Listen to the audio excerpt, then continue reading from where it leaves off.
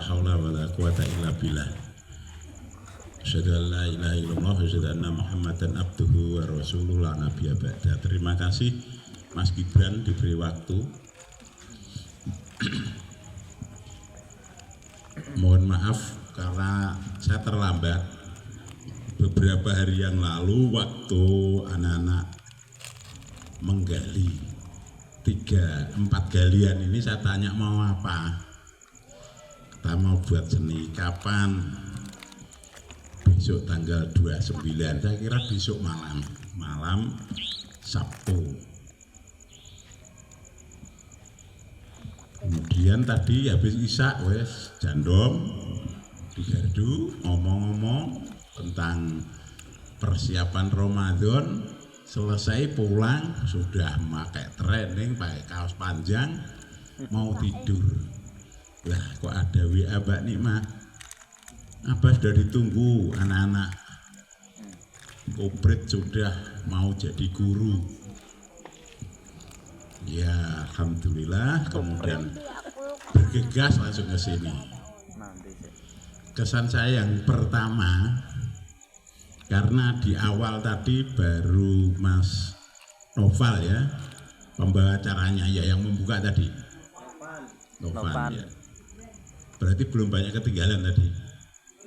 Semuanya bisa saya lihat dan saya nikmati. Belajar menjadi pekerja seni anak-anak. Jadi pekerja seni itu luar biasa. Mbak Lesti dan Bilar itu daftar kekayaannya sudah 370 miliar dari kerja seni. Yang sportif, ya tidak nengok kanan, tidak nengok kiri. Pokoknya yang sportif di Indosiar itu tetap terus dipakai. Kalau tidak ya tersingkir. Nah, oleh sebab itu panggung ini adalah untuk latihan. Nah, latihan harus sungguh-sungguh. Saya yakin belajarnya, latihannya itu di kamar sendiri, waktunya juga terbatas karena di sela-sela kegiatan sekolah, kegiatan piket, anak-anak masih sempat untuk belajar. Saya yang paling terkesan tadi jogetnya yang ingin jadi polisi. Tadi Pak gurunya sampai sungkan, kenapa giginya di penjara, ya, di kerangkeng, gitu toh maunya. Tapi nggak apa-apa, Mas Agis itu adalah kelakar, ya. Sangat mulia tadi cita-citanya. Orang hidup itu harus punya cita-cita, punya mimpi. Lah mimpi itu harus terus diperjuangkan. Cita-cita jadi Pak Guru sudah bagus, cita-cita kok jadi maling.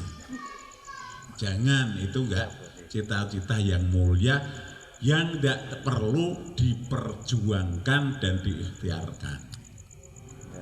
Kemudian wayang orangnya tadi ada kesan moral bahwa apapun yang akan diraih harus melalui proses yang benar, tidak terjun, harus turun nggak difahami, turun dikira dari atas bukit turun ke bawah. Maksudnya turun ke bawah itu tadi sudah dijelaskan, ya turun di masyarakat, difahamkan oleh lingkungannya. Lingkungan itu bisa memahami sendiri tentang perilaku. Kak Tarko ini yang dulu punya, yang tadi punya cita-cita ngembala kambing, katanya Pak Guru itu pekerjaan anak-anak zaman dahulu. Pak Tarko terbilang begini, itu pekerjaan saya dulu. Kambingnya dan sapinya Kak Tarko itu banyak, tapi nak ngencang bengi nak nurono ki nanggone kamar ruang tamu. Ruang tamu itu untuk tidurnya Rajakaya. Kenapa kok di situ toh Kak? Lah Rajakaya toh Pak. Maksudnya piye? Kuwi rajane. Kaya ya kuwi raja kuwi wong penggede, kaya kuwi penghasilan kudu diturukno nang ruang tamu. Nduk kudu disiapno jambangan pisan. Kamar mandi, kandang, ruang tamu jadi satu gitu Kak Tarto toh ya? Iya, Begitu saya ke sana iki ada kulkasnya 3 jejer kendi. Kendi di lubang itu. Ini kulkas Kak. Alhamdulillah kok saya tak minum dingin betul lah. Masih ada. Cuma begini kemarin masih ada ya? Masih ada. Cuma kok Kak Tarko Ibu kasih tahu sapinya diletakkan di belakang, jangan di depan, biar gak bau. Kalau ada tamunya nyaman. Jadi Pak Guru, anak-anak cita-cita mengembala kambing itu juga mulia. Anak-anaknya Nabi Yakub itu Yusuf, Bunyamin, Lewi, Yahuda, itu semuanya pengembala kambing. Kambingnya banyak sekali. Cuma karena saudara banyak, ada juga yang berhati yang tidak baik. Ingin bagaimana saudaranya itu dianggap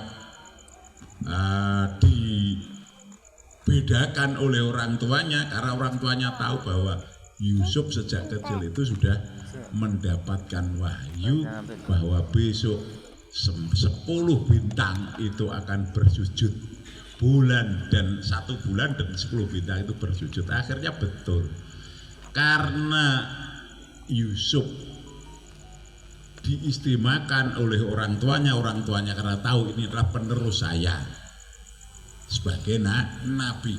Lah yang lain Yahuda, Lewi, Rahel itu gelut wae sing kuat kuwi jarene sing akan diangkat menjadi penerus bapaknya Nabi Yakub. Akhirnya setiap hari ya berkelahi kuat-kuatan okol. Nah, tapi oleh ayahnya sudah dikasih tahu, tidak perlu menjadi seorang pemimpin itu tidak harus okolnya yang kuat, ya, tapi perilaku dan pribadinya yang baik. Tidak ada rasa iri, dengki, madulan, tidak. Madulan itu podo karo membawa berita gila wakola yang nggak benar, nggak perlu. Benar saja, kalau tidak disuruh menyampaikan ya tidak boleh. Latah. Akhirnya orang tuanya dirimu. Bagaimana Yusuf yang masih kecil, yang punya mimpi, ya, diberi wahyu oleh Allah besok akan menjadi orang yang penting, pembesar di Mesir, kemudian bulan bersujud dan 9 bintang bersujud. Akhirnya betul, ya, begitu adiknya dibawa pengembala kambing, akhirnya dihajar habis-habisan, kemudian dimasukkan di dalam sumur. Pulang menangis semuanya, Lewi, Yahuda, ya, Rahel, ibunya Yusuf itu bernama Rahel, anaknya gubernur Babylon, ya. Anaknya gubernur Babylon itu punya anak putri namanya Rahel, dinikah oleh Nabi Yakub, punya anak Yusuf dan Bunyamin. Setelah di dalam sumur itu ditinggal, bajunya dibawa pulang, bilang sama bapaknya bahwa adiknya dimakan serigala. Jadi untuk pentas semester yang kedua, Kak, saya mimpi begitu lewat tadi, wah lah kecamatan ini sing lor kosong, panggung ini ditempatkan di sana. Kalau penampilannya anak-anak ini bagus, sportif, gak cengengesan, itu luar biasa, biar jadi hiburan. Nah, kalau bisa, ya penampilannya ya diambilkan dari kisah-kisah para nabi, orang-orang yang soleh, para pahlawan zaman Rasulullah, Ali bin Abi Thalib, suaminya Fatimah Zahra, ya, yang putrinya Nabi yang paling gak mampu, karena menumbuk gandum, giling gandum sampai tangannya itu melempuh, datang kepada ayahnya jaluk diberi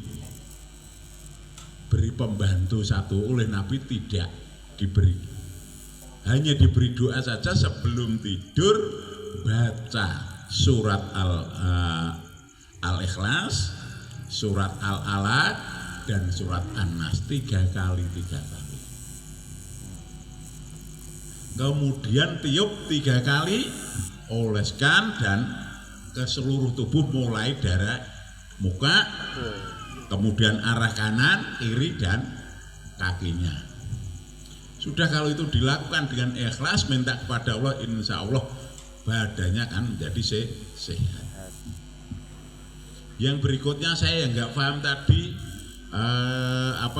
yang pakai topeng loh, katanya Kak Tarkot bagus topengnya, warna-warni, ada yang dikasih celongan merah dan seterusnya. Mantap, itu kisah tentang apa, saya tadi kurang paham. Kok enek, kok terus geluntung kabeh, tangi meneh, ya, diperankan oleh Bang Karyo tadi yang babak pertama tadi ya. Itu ada yang bisa jelaskan itu cerita apa? Yo Karyo, coba yang tadi merankan sini satu bisa nggak menjelaskan? Ayo satu maju gak apa-apa ya. Ayo sini. Menjelaskan tentang apa? Tasman nih, Karyo sini yo. Ngosem kandel tenan yo. Oleh kene lungguh gak apa-apa. Ya sini madhab sana no. Pekerja seni itu seperti ini di perempatan loh, sambil bawa itu jeplak ijarat kepa nggak apa, duduk itu menjelaskan tentang apa tadi? Ya apa? Pembalas dendam. Pembalas dendam, kenapa kok balas? Namanya itu ada teroris. Oh, ada teroris. Bom anak-anak lagi belajar. Oh, teroris ngebom anak yang lagi belajar, terus? Yang gurunya itu balas dendam. Gurunya tadi siapa, kamu? Lah kamu tadi sini gini tadi. Oh, saya terorisnya. Lah kowe belajar bom itu zaman 64. Itu di mana itu? Zaman sebelum G30S itu waktunya sholat ya. Waktunya sholat itu diboyak, bacoi, kemudian setelah itu Al-Quran diinjak-injak. Nah itu nggak boleh. Jadi teroris ya yang menganggap dirinya itu paling benar dan itu dianggap jihad itu nggak betul. Matinya nggak akan mati syahid itu ya. Nggak akan mati syahid dan mati sia-sia karena apa? Menyakiti banyak orang. Pemahaman yang salah. Mas Willy dan anak semuanya yang besok masuk kampus, biasanya itu di kampus-kampus itu ada ya kelompok-kelompok dan paham-paham itu yang menjaring apa? Anak-anak yang lemah apa? Lemah imannya, lemah akidahnya, yaitu jadi makanan empuk. Kalau sudah masuk begitu sulit sekali itu dirubah. Bahkan orang tuanya pun ditentang. Jadi tadi anak belajar kemudian sampean bom. Lah kuwi kenapa kowe kok dendam iki kenapa? Apa kowe ra dijak belajar? Yang balas dendam yang pihak murid-murid. Oh, saya salah paham. Yang balas dendam malah murid-murid. Murid-murid jadi teroris akhirnya. Pertamanya itu terorisnya murid, yang kedua muridnya balas dendam bom para teroris. Nah, ini paham. Pertama murid-muridnya itu dibom oleh teroris. Akhirnya murid-murid tadi belajar gawe bom. Terus ngebom teroris. Teroris termati kabeh mang. Oh gitu. Itu gak balas dendam jadi ngapokno. Ya. Mengapokkan. Kamu yang teror itu pelajarnya. Oh, terorisnya. Kamu terus dibom tadi ya. Ya, terima kasih. Selanjutnya saya yang nggak paham lagi. Tadi yang terakhir tadi siapa? Muhammad Tasman. Seniman. Saya sempat tanya, lupa wajahnya, tampaknya kalau di sini tanya Mas apa Kak Tarko? Iku sopo kok? Candi ya. Hengki panggilannya Tasman. Nek sini ki Niko. Iki ya Hengki. Niko Saputro alias Tasman. Kowe kok diceluk Tasman iki piye janjane kene? Oh, Mbah. Ya Allah, Mbah Man. Kamu stand up tadi? Hah? Terus awal tadi jelaskan tentang apa tadi? Lingkungan ya. Saya kira akan bahas lingkungan panti ini harus bersih, genteng-genteng. Kayak saya sudah nyampaikan 100 dinaikkan di atas jedingnya Kak Kasram timur itu untuk kalau besok ada yang pecah bisa ngambil di situ. Saya telur dewi gitu loh. Nah, kapan hari Ahad bisa itu dinaikkan sana ditata yang rapi. Ojo sampai pecah.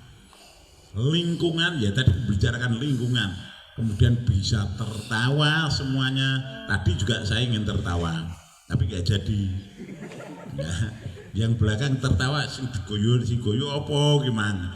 Wong Tasman bilang apa yang tadi cinta atau apa tadi? Guyu buri. Terus yang terakhir tadi apa? Closingnya tadi. Kita apa man? Paweng itu siapa? Parel. Ya, oh. Parel betul paweng. Mergo nak nyeluk Tasman. Terbuk bawales paweng. Saya juga bingung. Nak kowe nongone ketoprak harus dipanggil Kakang. Wayang. Panggilannya kalau di panti ini kalau di atasnya berarti Kak. Mulai kalau saya manggil Kak Damin ya Kak Kasram, Kak Tarko itu. Ya ini berarti Kak Parel, Niko, Kak Niko, Kak Weli. Ya. Panggilannya yang lebih tua dipanggil apa? Ramzi? Kak ya, Kak Niko. Niko kelas berapa nih? Kelas 3 besok mau purna. Mau ke Jepang betul kamu? Enggak jadi. Lu enggak jadi kursus? Kesuwen enggak jadi Kak. Mau kuliah saja. Badannya itu luar biasa ini saya. Oh saya amati yang paling tenaganya lebih-lebih itu ya Tasman ini. Ngangkat dulu. Bar duduk ini iki diayai Tasman. Karo sapa man? Karo Gibran sapa? Gibran ini Pak Polisi, Kapolsek. Terima kasih Niko. Baik, Niko iki jenenge Tasman. Silahkan kembali. Ramzi sini. Ramzi. Nah, joget mengikuti cah sapa sing ngarep iki pinter iki. Ya, kuwi pinter, kuwi kon joget ya pinter. Ramzi iki cek sanawiyah kelas 1 Kak Tarko, gedene sado Kak Tarko. Ini, kuwi pinjam bajunya siapa kok kombor. Gak bagus celananya. Loh. Di musola langsung gogo. Oh, alah. Dikasih spidol senomen Mbak Nima, ditulisi jenenge Dewi kalau ada yang ngelimbruk di sana Saya langsung baca, lalu tak panggil. Kamu tadi kok nggak bisa terus menyesuaikan dengan depannya itu gimana? Jadi kalau lihat ya apa namanya toh yang background joget-joget di belakangnya itu apa? Maka yang